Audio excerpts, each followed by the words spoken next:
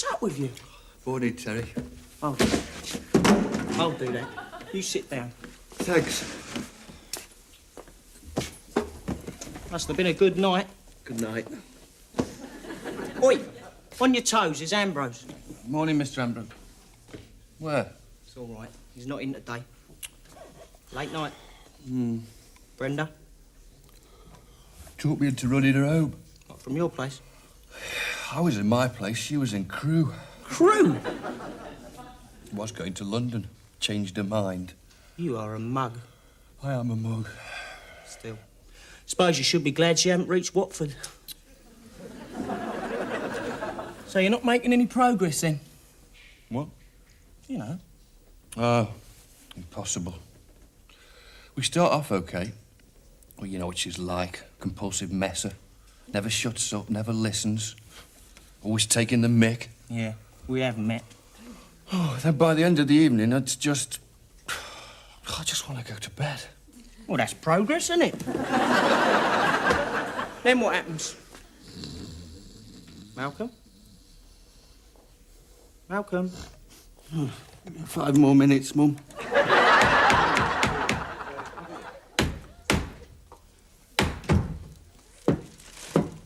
What do you think? Ludicrous. Yeah, it is better. You're late. Fluffy been cracking the whip? Oh, I couldn't crack his head. He's just a big kid who wants to have his cake and eat it. Oh, I never thought of you as a piece of cake. He's gone all prissy ever since I told him what he could do with his turnip wine. Still wants to see me, though. But you will remember to put those personal letters I sent you in the paper shredder. Not the only thing of his I'd like to put in the shredder. Oh, little Sidney. Smarmy slob. And have you not sent out those claim summaries yet? He forgets that after a bank holiday, everyone gets a bit behind. And I suppose you've got more behind than most. I thought you were going to London. It was closed. No, I got dragged off the train by an admirer at Crewe. Pleaded with me to stay, he did. Oh, aye. You got Muggins Malcolm to bring you back, did you? Yeah. In his sidecar? No, he rode the bike. You can't get two in a sidecar. Brenda. So Cluffy's still giving you a hard time, you say? Oh, he's so petty. You're too good for him. True. He doesn't appreciate a good thing while he's having it. Just a bloody big kid he is. Well, there's the answer. Tell him if he doesn't grow up, you'll put a teddy bear in the shredder. Might just do that. How's yours? Fast asleep under me pillow. Malcolm. Oh, he's a drip as well. If he was any wetter, you'd have to follow him round with a mop. We should give them both the Eve. You're right. There again, the next along might be worse. Could be violent or rob your purse when you weren't lucky. Suppose you're right. At least my ornithologist's well-meaning, kind to his mum. And always washes his armpits. That's nice. Yeah. I hate fellas who smell, don't you? Especially when you're going to be wrapped around them on the back of a bike. It's like nursing a bin bag. Which brings us back to Sidney. I think you're a saint to put up with him, nothing less. I just have this wonderfully kind and generous nature. And he takes advantage. No, Pamela, you're a fool to yourself. She's a one-off, isn't she, Malc? Yeah, once they made Pamela, they broke the mould. You're right there, Malc. They broke the mould. And with the pieces, they made 3 new ones. What did you say? What did she say? I didn't quite catch it. People watching, we could take one each if there were 3 new ones. Same again, Malc. Oh, yes, please. And us. Oh, no, Tar, not for me. I'm going after this. Don't worry, I'll have hers. It's your shout. You never have any new ones these days. Well, there's Mary. Oh, we've done her. You've done her. And I'm afraid it's 9 out of 10 for that one, Pamela. You better have another go. Have you been talking to her? That's against the rules. No choice. I was in the laundrette on Wednesday, and when it came to my turn for the dryer, she catches a ride for 7 Lyle stockings and a birdcage cover. 7 stockings? That's what it says. 1 for straining the chip fat. Oh, of course. And she's not from Southport, she's from Hale. Hale? Hale in Cheshire. Well, then we can call her Hail Mary. Well, that's another thing. She calls herself Frida. Oh, no, that's too much. She's wrong there. She's definitely a Mary. Mind you, right about her teeth. Not her own. She got him in a car boot sale in Mossley Hill.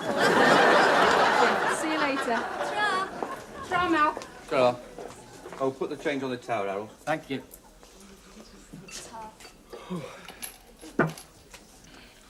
strange smell over there. Yeah, we call it Cedric. It's like stale cabbage water. He works down the veg market and distills his own aftershave out the leftovers. Does he? Honest. I'll get you some if you like. It'll freshen up your sidecar. No, I mean, does he work at the... Oh, you're making it up. Gosh, Malk, you've rumbled me. You've been people watching. Just a bit. Do you want a turn? Not at the moment. I can't compete. I still feel a bit dozy. Well, if you will spend your nights kidnapping innocent young girls from cosy railway stations. You know, I don't know why I bother for all the thanks I get. Thanks. It's all right. So how did you survive the day?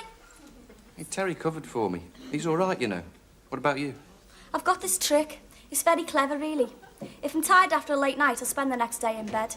It's all right for some. It's one of the little luxuries this government makes available for the likes of me. Take it you and Pamela are okay again? Yeah, we're mended. Actually, she's got other problems. With Hiss and Sid. He doesn't appreciate her. Yeah, so you said. Does seem an unlikely relationship, though. They're so different, aren't they? You're not wrong, Malk. It must be something in the genes, this interest our family has in semi-detached wallies. Mike, she can't be as rude as you, or he'd have called it off years ago. Well, it suits him, doesn't it? He's got it made. He's got a plastic wife and Labrador back home in Frodsham, and his own personal snogographer here in town. Brenda? Yeah?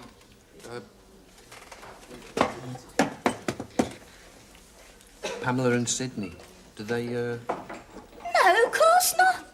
What a thing to say. They're just very, very close friends. In its own way, it's quite a stable relationship. But they do, horse around. Eh? Horse around. Stable relationship. Malcolm, what a dreadful joke. Promise you'll never do that again. Sorry. No, it's just that he takes advantage of her. You know, she's good, our Pamela. And like lots of secretaries, she spends most of her time covering up his cock-ups for a tenth of his money. She deserves better. How long she worked there? Since school.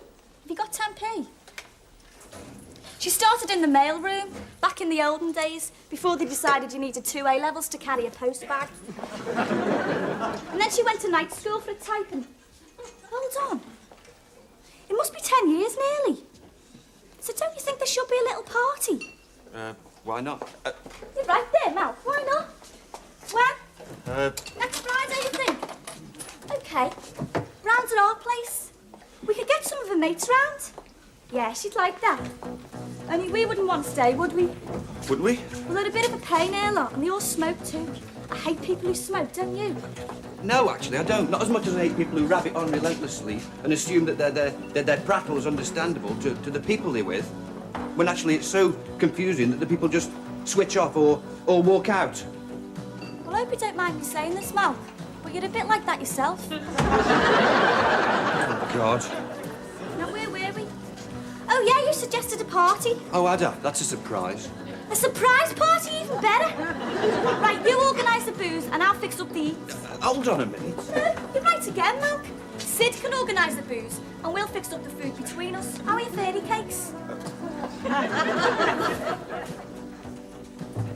God, Malk, I don't know how we do it. When the time calls for a really crazy idea, we can always rely on you. Hey, Malk, mine's a vodka and lime.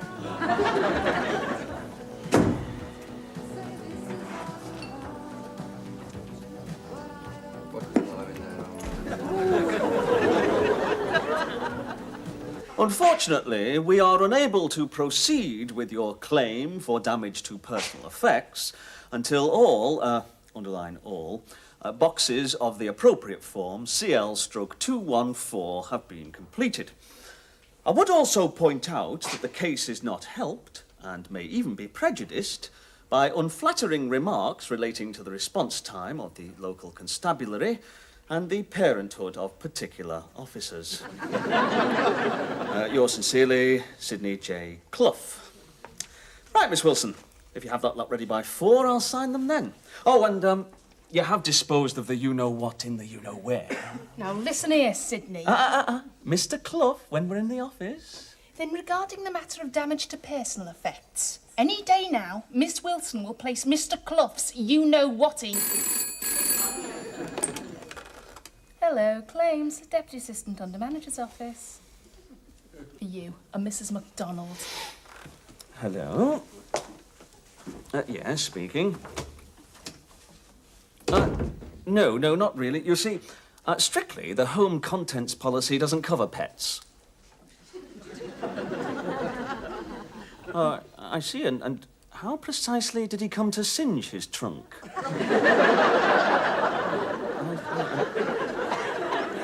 Until the brigade arrived, yeah. Well, yes, you're right, it is a bit complicated. Yes, by all means. It's just that 1:30 is a touch awkward, as I usually go to... Oh, well, if that's the only time... No need to bring Henry with you.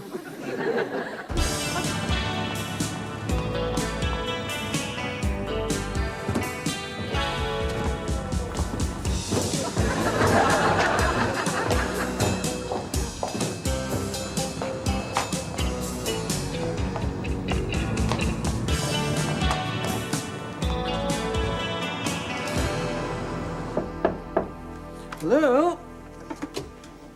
Who is it? It's Mrs. MacDonald. Ah, yes, come in, Mrs.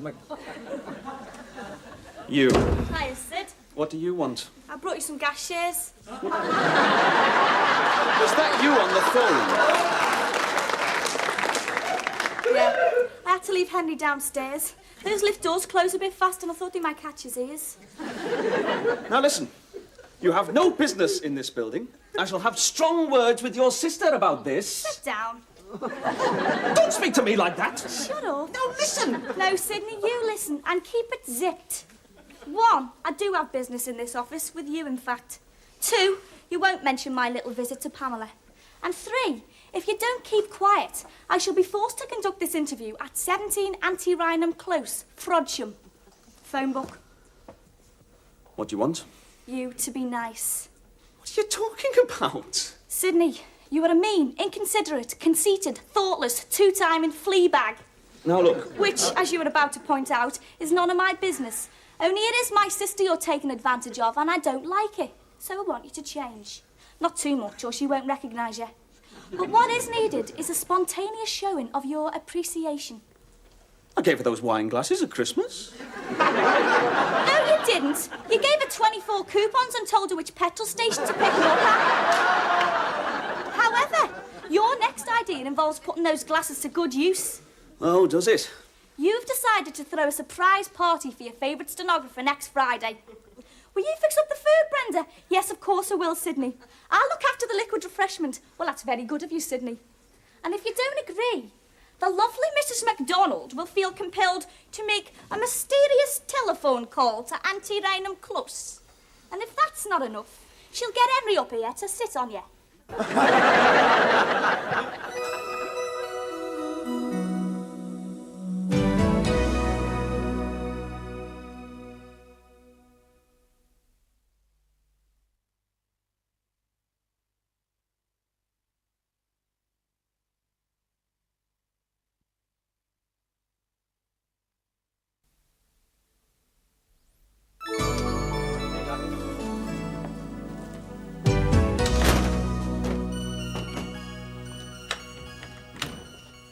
Terry, Yep. can you make butterfly cakes? Butterfly cakes.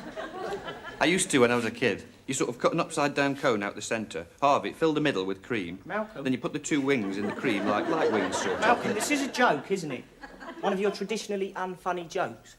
No, I just can't remember how you make the cream. Brenda. What? I smell Brenda. She's setting you up for something. Yeah. Well, I mean, no. See, there's a party for Pamela that we're not going to, Brenda and me. At least we are going, but only till it gets going, because then we're going, because her gang smoke, at least a lot of them do. And Brenda and me are in charge of food, see? Just stop there. I'll go back to the door, turn round and we'll start again, shall we? Next Friday, there's a party. And you've been told to make butterfly cakes? No, they're my idea. OK, confuse me some more. Pamela's birthday, is it? Anniversary. On Friday this week, she'll have been in her present job 9 years, 7 months and 2 weeks. Obviously a cause for celebration. It's a surprise. Yeah, I'm sure it will be. See, if we'd waited till the 10 years were up... Malcolm, please don't bother to explain. Anything involving those two is bound to mean somebody being taken for a ride. My guess is that it's you. Sidney. Sidney. Oh, yeah. Big Sid, the wrestling promoter. From where was it? Frodsham. Oh, that was just Brenda's little joke. Yeah, at my expense that time. She made out it was some sort of Las Vegas. But it's not, is it? It's the sort of place they all turn out Saturday nights to watch the traffic lights change. That's quite nice, really. I had an uncle who lived there once. He's dead now. You mentioned Sidney. Oh, yeah, well, see, he's been giving Pamela a hard time. You know, taking advantage of her easygoing nature and voice. What? Well, he doesn't appreciate her. And Brenda's planning another little joke, is she? No, well, not a joke as such. See, she sort of persuaded him that he ought to be more considerate. The party will be his idea. What does she do? Leave an horse's head on his pillow? Pardon? Marlon Brando, the Godfather. Oh, never mind. Look, I think you've got Brenda all wrong. She's not like that. Underneath, she's a very caring person. Just at times, she can't resist having a little fun. Oh, yeah? Well, I'll believe that when someone works one on her and she joins in the giggles. Sure she would. She appreciates a good joke. Maybe I should put sour cream in the butterfly cakes. No. Got to be something better than that. Shaving cream. Oh, what a whiz. That's the lot. They'll be in any minute. These are the friends. There's nobody from the office, is there? No, Sidney, don't you worry. They're a carefully selected bunch of dipsomaniacs who wouldn't know you if they fell over you. Which they probably will do in the course of the evening. At the moment, they're in training round at the Grapes with instructions to be here at 7 precisely. Otherwise, I'll set Malcolm onto him. These curtains look a bit odd. Shut up. Oh, hell, they're here. Kitchen.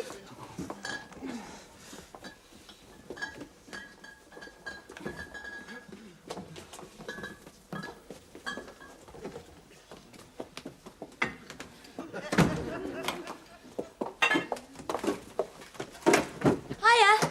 You're a bit late. Of course I'm late. I had the misfortune of meeting this pillock as I came out the office. Hi. Hiya.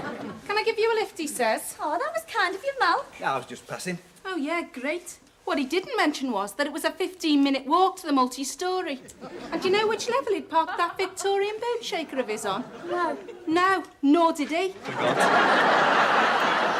We had to get out the lift at every stupid floor to look for it.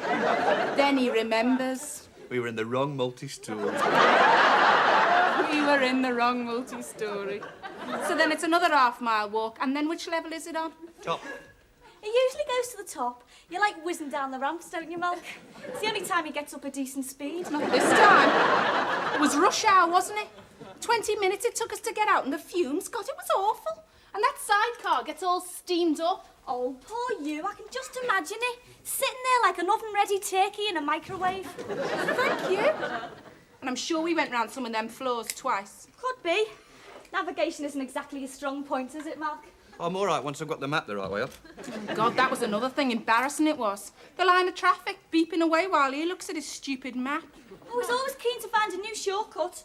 In a car park. Then it's off on a magical mystery tour out through the festival site and halfway to the bloody airport. Oh, no, it's a lovely one alongside the river. You're as mad as he is. I could have been home an hour ago if it wasn't for you. Oh, that's okay. Oh, I'm smelling that sidecar. Dead gerbils. Is it? I'm taking a notice. She's always saying that. Look, Pamela, why don't you go and freshen up? I'll have your tea out in 5 minutes and then we can go off to the Grapes. And he'll buy you a compensating pint of gin and orange. Pooh. Well done. Guess I'm just a natural. She seemed a bit hostile. Well, nothing that a bit of debauchery won't cure.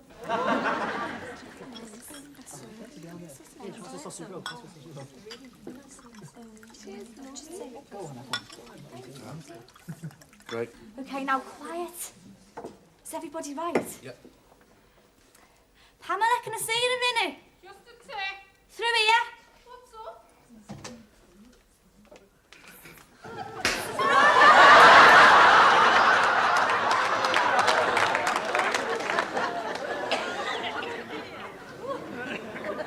Guess you got it wrong again, Sidney.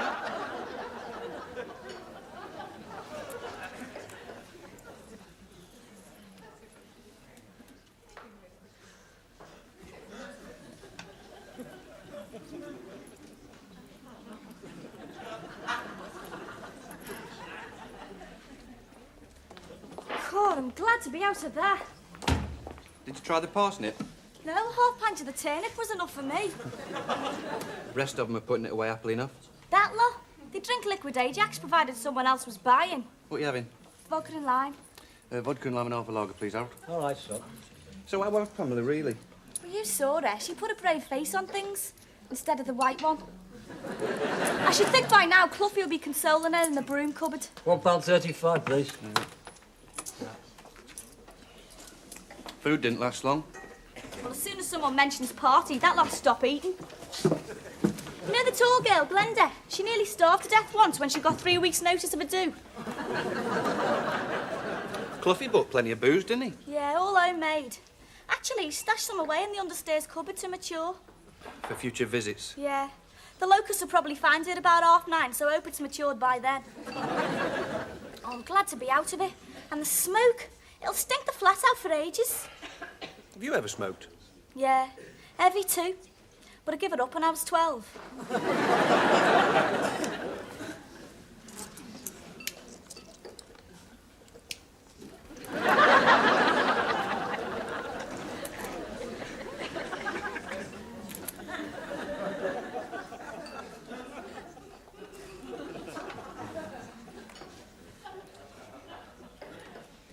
I don't suppose you've ever smoked, have you, Malk? No, never. I've no vices. Well, there's still time.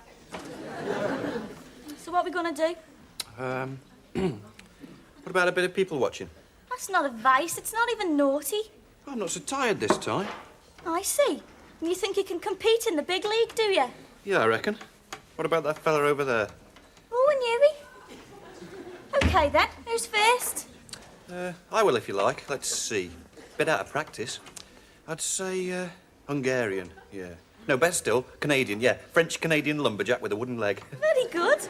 Hobbies are balancing everyday objects on his nose whilst playing the organ. I like it. You're certainly getting the hang of things now, Mo. Easy, really. Saw him come in, did you? No, honest. Sorry, mate, don't change dollars here.